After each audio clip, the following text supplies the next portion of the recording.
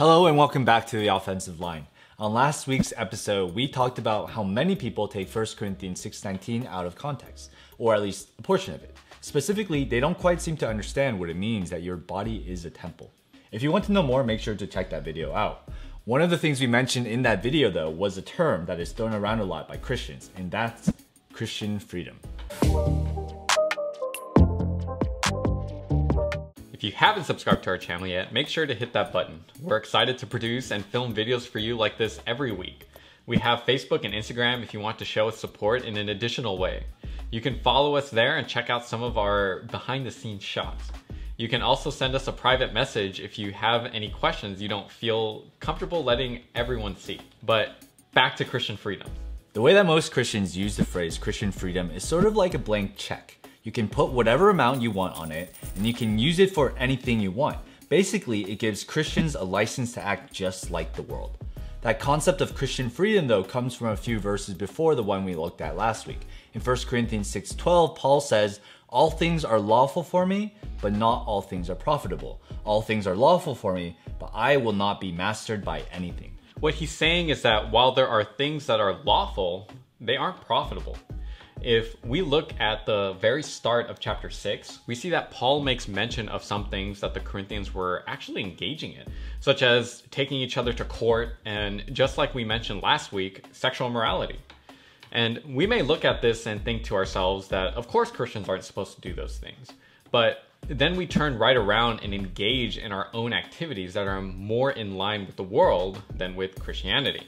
Because just like the Corinthians back then who were being called out for doing things they shouldn't have been doing, Christians today do this all the time. They think to themselves, I can watch whatever I want to watch, I can say whatever I want to say, I can do whatever I want to do because I have Christian freedom.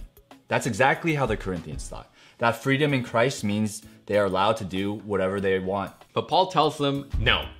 In fact, he says elsewhere to another church to not use this freedom as an opportunity for the flesh. So what Paul is pointing to when contrasting all things being lawful with not all things being profitable is the idea that Christian freedom does not mean we can do whatever we want.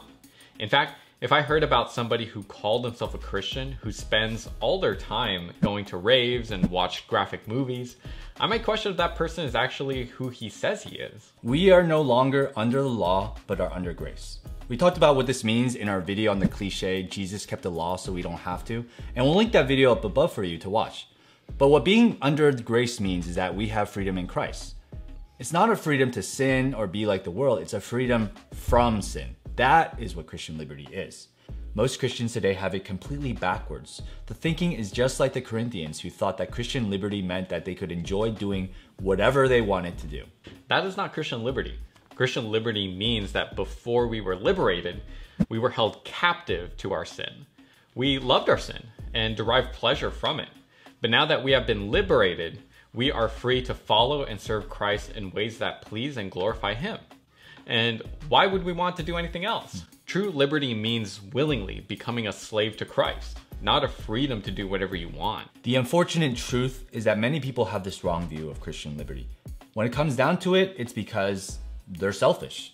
They pursue the things they desire without any thought at all about what it means to glorify God. Being free means that they don't have to be selfish any longer, but that they can be selfless. Because prior to us becoming Christian, we could not. But now we are able to serve God and serve others. This is exactly the mindset Paul calls us to have in Philippians chapter 2, verses 1 to 4. He calls us to prefer others over ourselves. He calls us to think of ourselves as lowly and others as more important, to sacrifice ourselves, to give up things for the sake of others. And then he points to the example of Christ who did exactly that. Hopefully this video was another helpful one for you. Make sure to check out our season 3 teaser video if you hadn't had a chance to yet. We're pretty excited for it, and it seems that some of you are as well. Let us know any thoughts you have about this video or any ideas for future videos that we can do. We are the offensive line, and we are uncomplicating the complicated. We'll see you next week.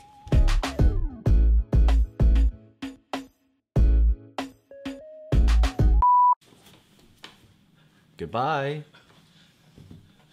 All right, Josh. Aloha. Ciao.